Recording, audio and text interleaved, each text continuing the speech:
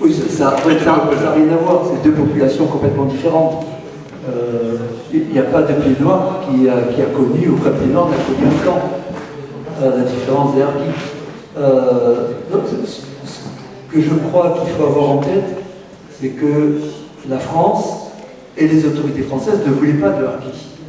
Parce qu'en même temps, c'était reconnaître que la France les avait abandonnés aussi au massacre, hein, ne les avait pas protégés, les avait désarmés.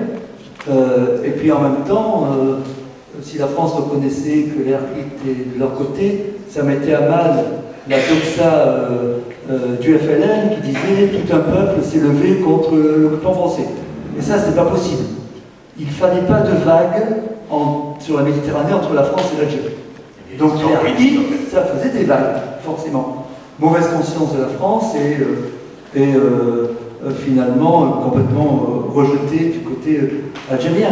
Il y a ces deux côtés. C'est aussi un enjeu politique entre la France et l'Algérie.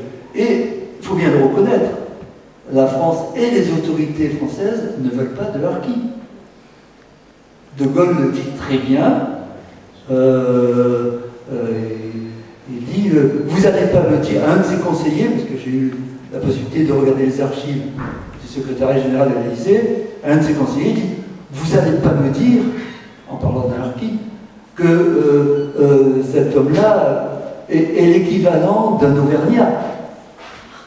Il ne peut pas, c'est pas possible. Il est inassimilable à l'esprit français. Voilà ce qu'on dit. C'était pourtant une période où la France avait besoin de main-d'œuvre, et elle fait venir de la main-d'œuvre de l'extérieur aussi. Donc c'était étonnant. Oui, mais force est de constater que par la suite, ils ne se sont pas servis, entre guillemets, de cette main-d'œuvre, mais ils se sont servis d'une main-d'œuvre algérienne qui venait.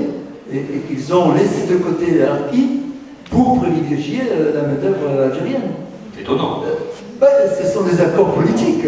Après, vous avez. Mais ce côté raciste, il existe. Ce côté rejet, il existe. Hein, il existe. Monsieur Lourdier,